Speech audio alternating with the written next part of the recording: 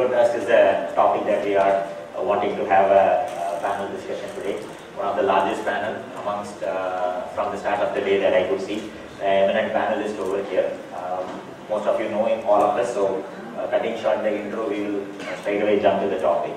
So the topic we are discussing today is on the two core pillars.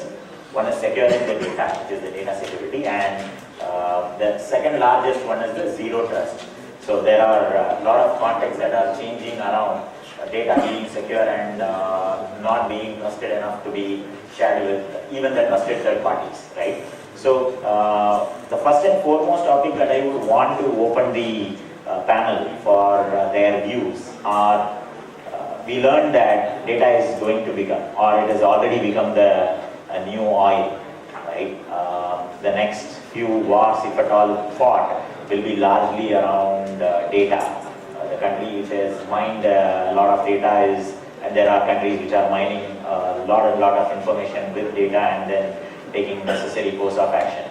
So what are your views as panelists? Maybe I would start appropriately. Each of us can share our views going forward. Yeah. Good evening. Yeah, so data security is important, which everybody knows. It is actually, we don't have to elaborate on that. But the basics, you know, when we play cricket, we say that you have to go back to the basics and start. So I always insist that we have to focus on this, the four pillars of, or rather, in public infrastructure, what we say, four pillars. Out of that, confidentiality and integrity. These are the two things where we have to focus again, and we have to go back to the drawing boards to see whether we are really securing the data as required. In this aspect, there are guidelines from Reserve Bank of India. I am from bank. I was with Axis earlier, now I am Bandhan Bank. So the focus is on data encryption is one thing. And there was some presentation earlier, data in motion and data at rest. But that is not all. Because even if the data is encrypted and kept in the servers, we have to see that who is accessing the data. Because if somebody is willing to get the data, who is fetching the data will be decrypted and provided. So the access control is extremely important, and we have to ensure that the proper person is getting the data. That is number one point. Second point is, the data is actually becoming decentralized now. Earlier it was centralized at one point. Now we find that the data is extracted and used by many people, especially the utility guys who are dealing with, in a bank, say the dispute cases who are handling. They are fetching the data from the database. Then there are MIS reports.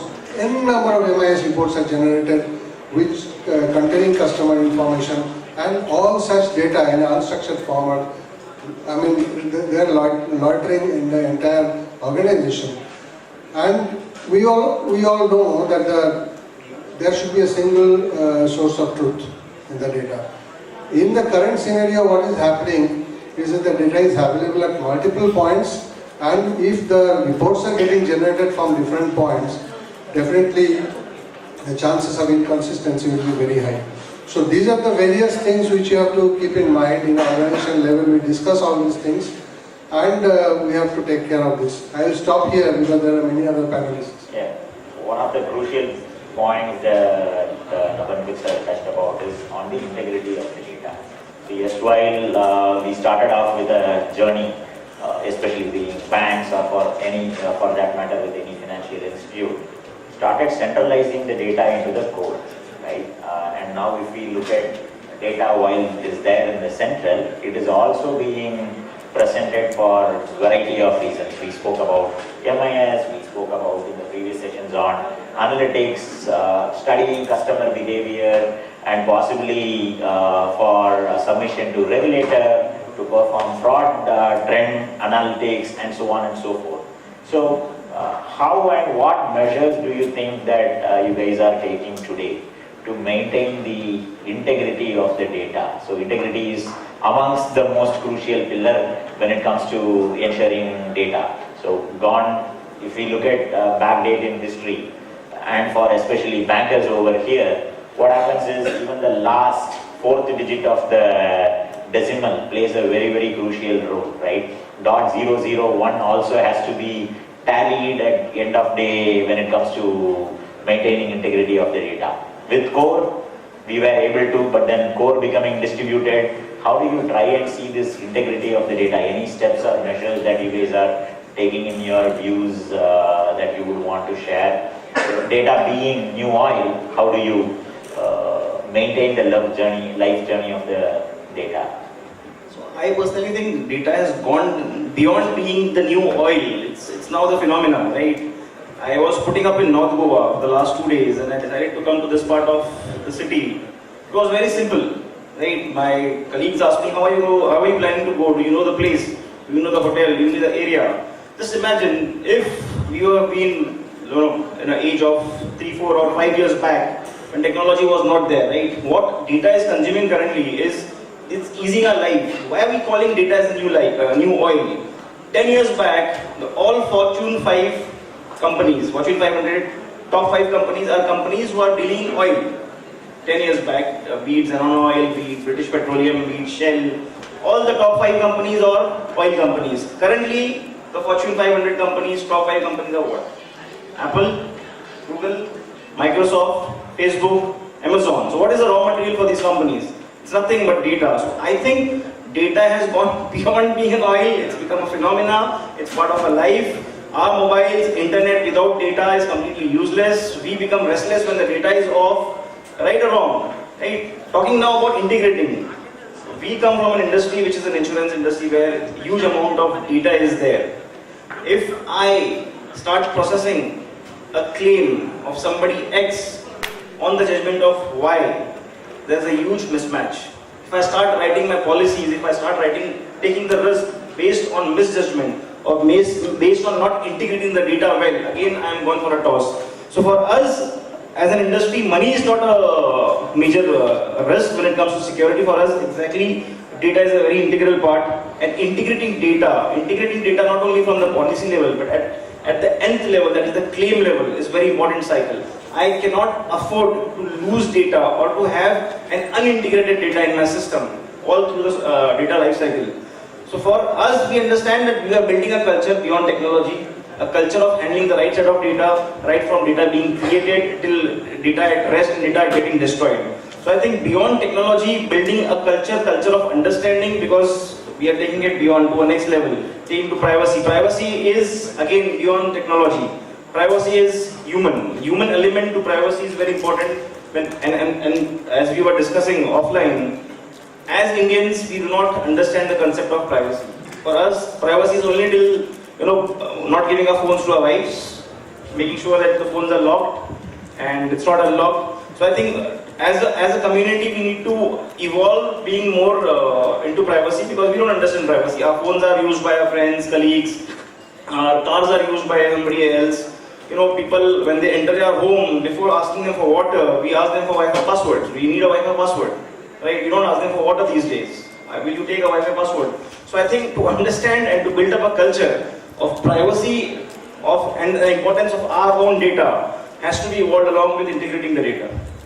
So two things that I would want to carry on from what Syed highlighted. Coming from a communication background, two of the eminent panelists touched upon two different aspects. While Nabankur sir touched upon data being stored, we encrypt to protect the data, which ensures the data confidential is maintained confidential. Second aspect that we touched upon is data being integral in nature.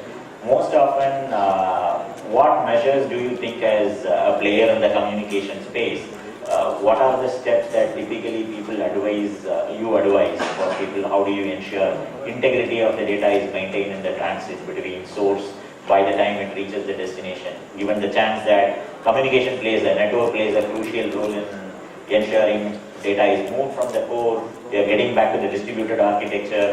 Any views on that, Gaurav? Do you want to share some of your views to ensure data integrity remains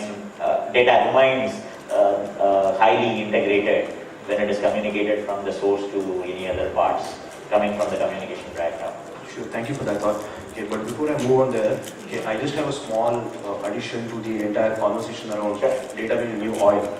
Okay, so if I compare some data points to make a point about data, okay, World War II lasted for 6 years. It cost the global economy about $4 trillion in today's currency. $4 trillion in today's currency is what World War II cost the global economy. Okay. Now in 2017 itself, the global economy has lost about $400 billion to data loss. Okay. If you draw the, or if you do the calculations, okay, without being at war in 2017, we have lost an equal amount that we would have lost if we were in World War II right now. Okay, so I agree, data is beyond oil, it is beyond everything right now. And this is a state wherein we are not at war. Okay, imagine if we are at war, what would happen? Okay. Now on the second point, on how we as a technology service provider or a managed security service provider as we are, look at how to safeguard data and how to ensure that the integrity of the data is maintained between the source and the destination. I think it's a two-pronged approach. Okay. Primarily, it is a combination of having the right kind of frameworks in your organization, having the right kind of processes, policies, so that you exactly know what is happening at what point of time, at least from a framework perspective. Okay. So conceptually, I know what is happening and what is going to happen. And the second thing is to get the right kind of visibility, having the right kind of technology. Okay. Now there is not a single silver bullet that is going to ease out the pain. Okay, it's a combination of multiple technology, it's a combination of multiple OEMs, it is a combination of multiple service providers that will come into picture to give you the right kind of visibility around data. But I think a combination of having the right kind of frameworks and the right policies and processes and the right kind of technologies to detect and to mitigate the risks is what, in my opinion, is needed and is being provided by service providers like us. Thank you. Coming to Vijay, you represent one of the conglomerates.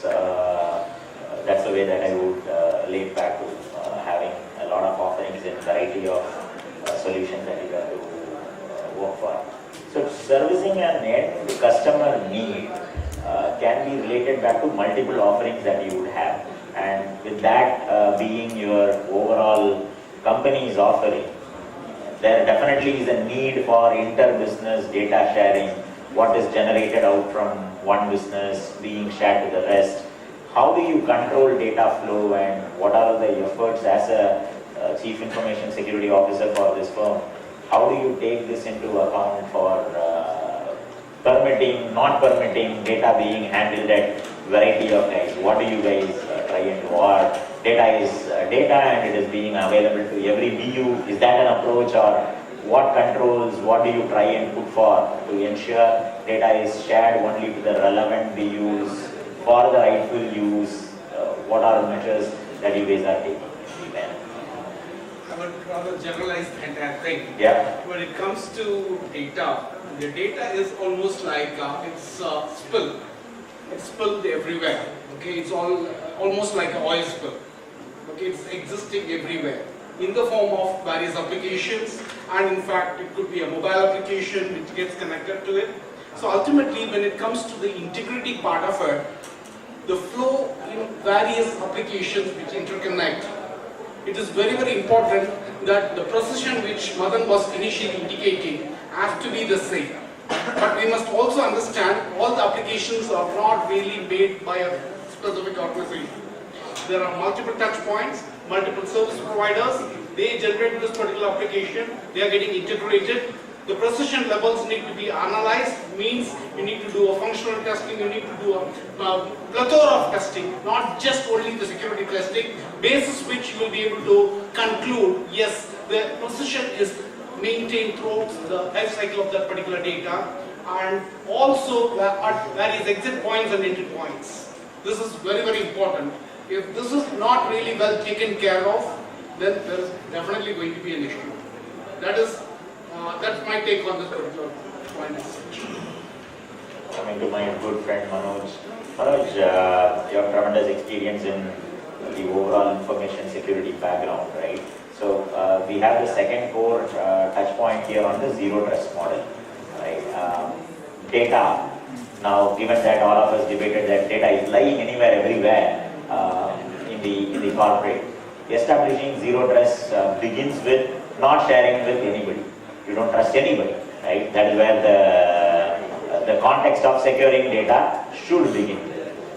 What in your views are you guys trying to do, and then typically guidelines to people like us? How do we take this journey for establishing a zero trust model? Because we are not in the state where we can do zero trust model now, because we have started trusting and giving it to, already it is proliferated, spilled over in various areas. How do you bring that back into a zero trust model and detail like that, if you could share your views and thoughts?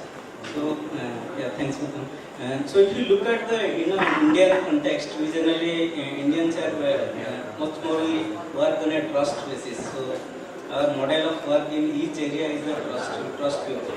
But however, the word zero trust tells that don't trust the end user, don't trust any IP address, verify each and everything before providing permission to an end user or before providing permission to an IP address. But how this is getting evolved and why? So, like Gaurav has explained, so if you look at some of the reports that the cybercrime, increase in the cybercrime, it is costing around, it is expected to cost from $3 trillion to the $6 trillion in the next 2 years. And if you look at the data breach reports which has been coming in, so the average cost of a data breach is costing around 3.7 to 4 million dollar, and also the amount of or increase in the data breaches is every year it is increasing by a minimum of 2% worldwide, and also we all know about the Equifax data breach. So probably these are the driving force for the organizations to go towards to the zero trust model. And zero trust, if my perspective, is nothing new. In fact, we all are adhering to the zero trust. So if you look at the identity and access management, so the entire model of identity and access management is identifying the user and then providing the access. And whenever the user or IP address you are not able to identify, then the access should be disabled. Look at the privilege identity management solutions that also based on the similar model. Due to the network segmentation in the organizations that already exist, since so many years. Now we need to probably little bit modify and go towards the micro segmentations of the network in order to bring the zero trust model. And we all have been using the SIM for the identifying and detecting the incidents. So whether there is a data breach or whether there is a cyber crime or whether there is a breach to the network. So the SIM has to be also integrated with the cyber SOC or cyber technologies based on the artificial intelligence, machine learning and orchestration, so that wherever the data flows and if there is a breach, the organizations can quickly identify. So all these things, all these technologies are exist in the zero trust model. However, the zero trust is not only the technology, it is also the governance, process and mindset. So, coming from an Indian mindset that trust everything and to come to a mindset that do not trust anybody and just identify and then provide access, it is very difficult for the organizations to move towards zero trust. I just want to build up on this. I will request not to take it exactly by the verbatim zero trust. It's basically beyond saying that trust the right person at the right time and for the right data. It's exactly like online gaming. So if everybody's children must be playing online games, right? Why online gaming are so interesting rather than offline gaming? Because online gaming gives you challenges based on your behavior, based on your past experience to a particular game, based on you as an identity, but not based on somebody else. So they don't have a fixed trait, they have a different trait. So zero trust model is exactly like giving the right person the right data at the right time and gradually evolving. So it's a new layer of multi-factor authentication, what we can say. I think Google is one of the pioneers which they are using. They are not using VPNs, they are built up a zero trust model where employees can use data without a VPN, without a security measures. So it's not should be taken into a literal word. Otherwise, if data is the new oil and if there is no zero trust, how will we will collapse? So one of of the crucial pillars in establishing this model, all of us touched upon, like I rightly want to trust the right person at the right time at the right place, right? It's very, very difficult. How difficult is it? Rather me deriving a conclusive thought of it being very difficult. How difficult is it to manage a common digital identity in the firms that you work today? Because it's very easily said that provide the data to the right person. The right person is not seen as the right person today because we see a person through the digital identity that we see in the IT infrastructure that he claims himself to be. What are some of the measures that you guys are taking? Shashank, if you could throw some light, because from technology's perspective, fintech, being a fintech, a lot of technology initiatives that you derive to perform financial inclusive decision making. So in that area, the digital identity of the individual plays a very, very crucial role of what he claims himself to be, and what are some of the initiatives if you want to highlight and throw some light?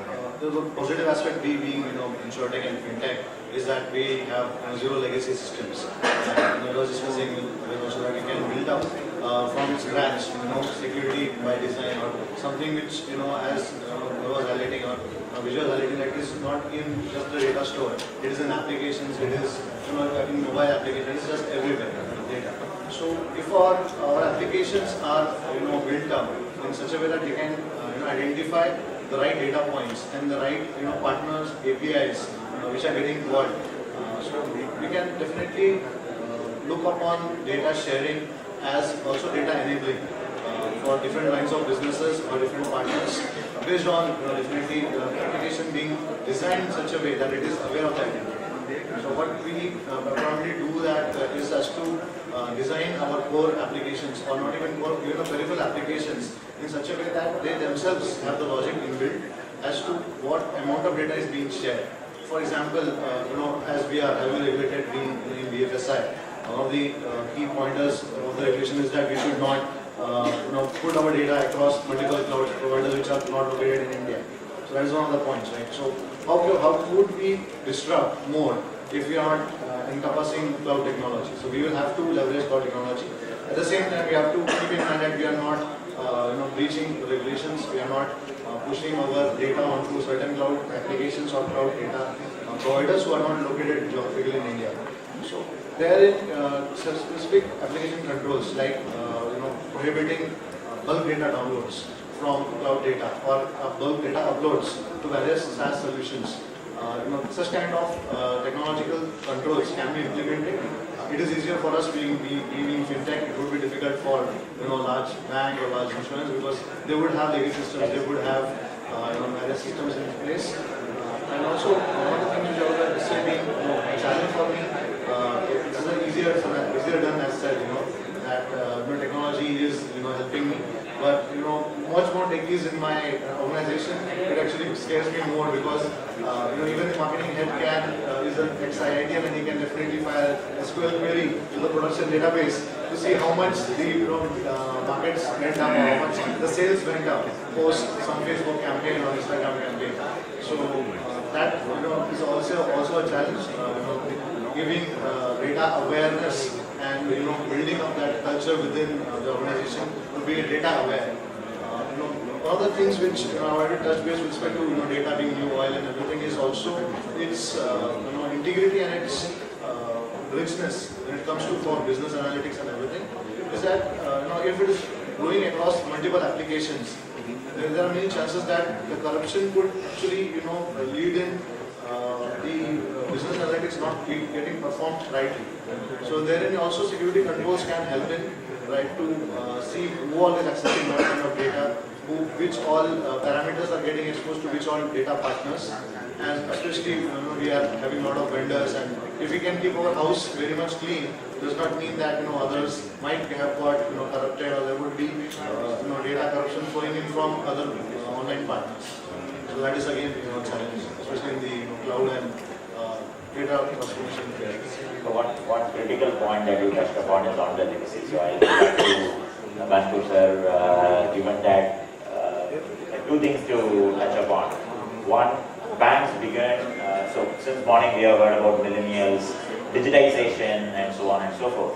So if you look at banks, bankers existed historically even prior to banking as a system existed even prior to digitization or computers started existing. So opening remarks itself we heard multiple of them. So we started doing things in the bank which is conversion of data that is available into digitizing the records that we started into the system. So bankers have to always fight for the legacy of data that has always been built to convert that into a digitized record and subsequently maintain that in the most integral form factor.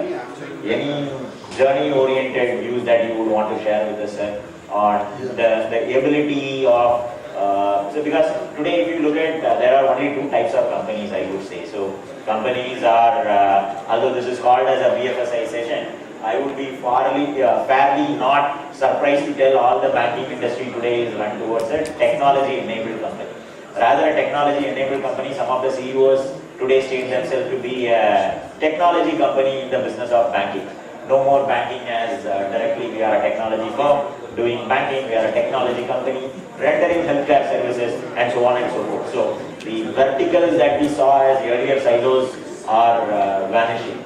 So how do legacy systems fight this battle out to ensure that you are keeping in pace with the digitization and securing the data that you generate into it? Yeah, just before taking your question, I will just touch upon a little bit on the digital identity and the zero trust which you are talking about. Sure. See, instead of talking about the technicalities or the technology implementation which Manoj was talking about, SIM integration and then artificial intelligence or machine learning, etc., I will just shift over to the customer side, because customers in our country they have to be made aware. The awareness is so important in this particular area, is that they are losing their identity, they are losing their entire savings because they are not aware. And digital literacy, we are talking about digital literacy where a substantial portion of our country is not literate at all. And we are talking about digital literacy. Now, I will just give some few examples about social engineering attacks where we have seen in the rural areas where customers have opened their accounts and they have been provided with ATM cards. And they do not know how to keep it secure. And they are becoming victims of the social media attacks. They are telling the people about what is their ATM card number, what is the PIN number. So they have to be made aware that you cannot trust. See, we are talking about zero trust from the organization perspective, but we have to also think about the zero trust from the customer perspective and make them aware that they cannot trust the people like this. And as he was telling that it is not a zero trust, but we have to see when person can be trusted. So that is one major thing, and we have to drill in the customers' minds that they cannot do it. Of course, we have taken a decision in our bank that online banking should not be allowed to all these poor people, the villagers who have been given cards, only except the people who require this. So deny all, allow only a few who are requesting. Otherwise, we found that their details are being taken and they are being defrauded by online transactions. They never do online transactions in their life. So that is one thing. Second thing is about which you are talking about the legacy systems. And here one of the major things is we find is the customer consent. See, in the data protection law which is coming, there also the customer consent has to be taken from each customer, and if we give the data to a third party for processing, then we have to take the consent from the customer. Now we can prepare a customer opening form. In that form it may be written in a fine print that your data will be given to someone else, and then they sign. So that is another way of doing it. But there are legacy systems in which so much of millions of data has been collected, already collected. So for those customers, how do you take consent? It is an extremely challenging situation, when it becomes the Sri Krishna Committee's report, when it becomes a law, it will be a very, very challenging thing how to obtain consent from the existing customers. So I do not know whether there is there are some suggestions floated in this idea. When the privacy things are being discussed, all these things will be coming up. Yeah. The data privacy officers will have to deal with this situation very comprehensively. One point over here. Yeah. We are talking about digital identity, we are talking about digital literacy, we are talking about data protection. Yeah. But I genuinely feel, and this is my personal opinion, that culturally as a country we are probably not there as yet. Okay. I mean, at least 50% of the population still gets married through the arranged marriage system. Okay. And the first thing that you are asked is what is your salary? Okay. What is your weight? What is your height? Okay. Where do you work? Okay. Which car do you drive? Okay. So if I am aware about all of these privacy regulations and data protection, if I do not want to let go of all of these details, probably 50% of the population will not even get married. Okay. So culturally, I think there is a lot of evolvement that is needed. Okay. And I think we spoke about this offline. Okay. While as a professional, I feel that the privacy regulation or the law should have come much before. Okay. It is on its way now, but it should come much before. But I think the time that we are giving is also helpful in creating a mature society, okay, which can be much more aware about all of the consequences of data leakage. So we touched upon consent, right? So today it's a very, very pointed question. Any one of us can answer this. Is consent seen in a country where we still have a very fair amount of population who is digitally not adequately literate? I wouldn't want to call that as illiterate. Digitally not adequately literate. Is seeking consent from the customer, do you think your customers genuinely know what is the consent that they are giving, or consent being seen as cover your own self for any litigations that may arise out of it? Touch your heart and your honest opinion, 1 minute with the audience itself. I think with the audience itself can relate. I can see some of the audience smiling because all of us have never given consent, the detailed consent when we use so many apps, right? They talk about using my microphone, they talk about using my micro camera. Why do they need my microphone? Why do they need my micro camera? Why do they want to hear me talking to my wife? So is consent, forceful consent, as he rightly said. Thank God all these questions were not asked to me when I was getting married.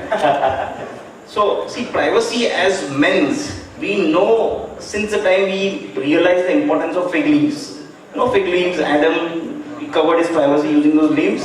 So, privacy is known to us since very, very, very long. It's nothing new about privacy. As a country, we also had a privacy law.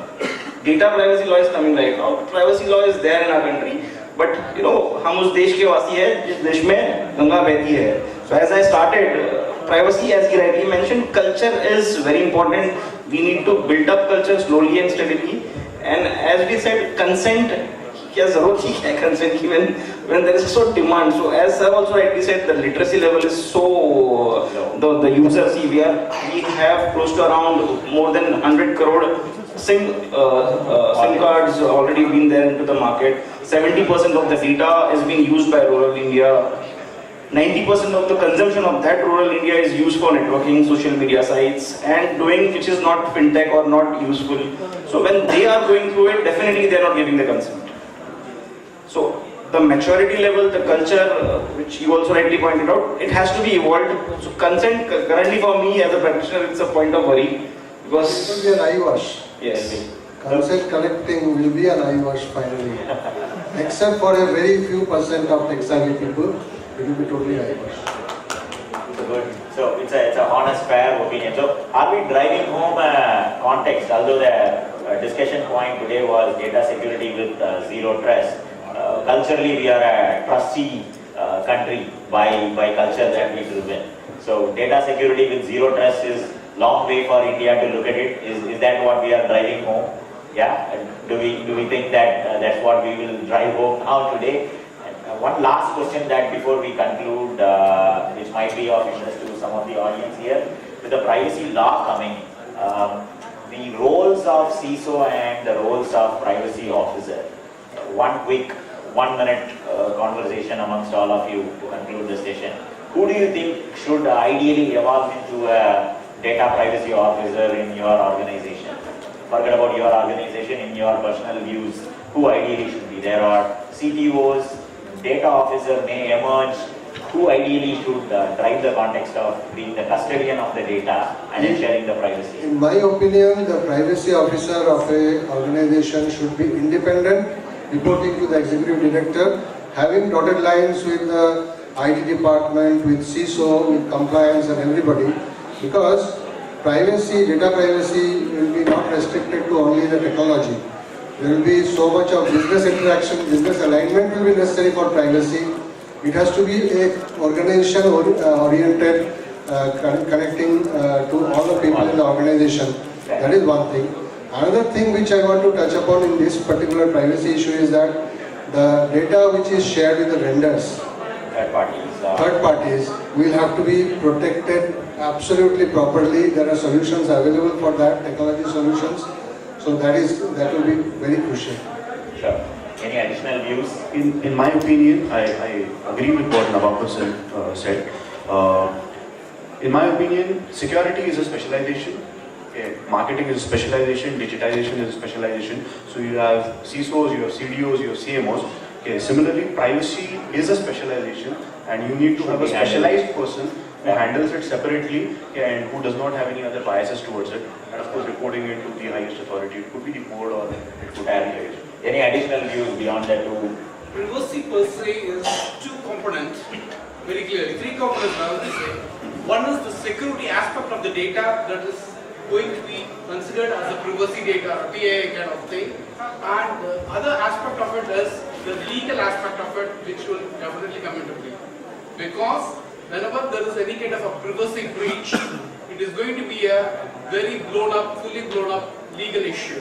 So ultimately, it is a techno-legal aspect which we need to take into consideration. So the data privacy officer should rather be a breed of techno as well as the legal, preferably a legal by and large. And then of course, the CISO has to coordinate. They both has to work in tandem, and basis that only you will be able to achieve privacy per se as well as an organization. Very good, very good. Any additional views? My concern is small interesting concern I just got. We all have deposited our visiting cards outside, right? Yeah. So the event management company now will have to appoint a DPO after this regulation comes into picture, right? Because they have to protect our critical information. So I don't know how it's going to evolve, but I'm very sure, yes, there has to be a dedicated person who will be a custodian of it, and whosoever it is, trust me, it's going to be a very difficult task.